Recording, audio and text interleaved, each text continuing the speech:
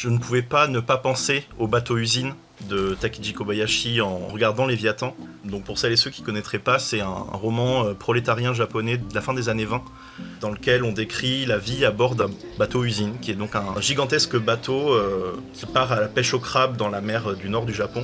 Les travailleurs sur le bateau pêchent le crabe, et ensuite le bateau contient une usine donc, qui permet de faire cuire et mettre Emboîté. en boîte, ouais, mettre en boîte le crabe, quoi. Donc c'est un roman qui a beaucoup marché malgré la censure à l'époque. L'auteur a fini par être assassiné par la police politique. Et le bouquin est ressorti plusieurs fois dans les années 60, notamment pendant les révoltes de 68. Puis au début des années 2000, c'était en 2007-2008, le gigantesque crack qui avait eu lieu. Dans lequel en fait, les travailleurs et travailleuses uberisés, même si le terme n'existait pas encore, se sont reconnus et donc s'appelaient les pêcheurs de crabes mutuellement. Le livre a commencé à être vendu, etc.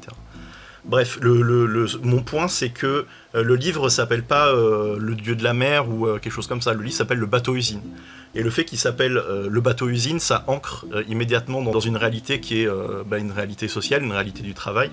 Ce qui était vraiment l'objectif de Kobayashi sur le traitement de ce sujet. Et c'est vraiment l'inverse d'utiliser le terme Léviathan, alors que le film aurait pu s'appeler Des pêcheurs sont couverts de viscères en grosse galère.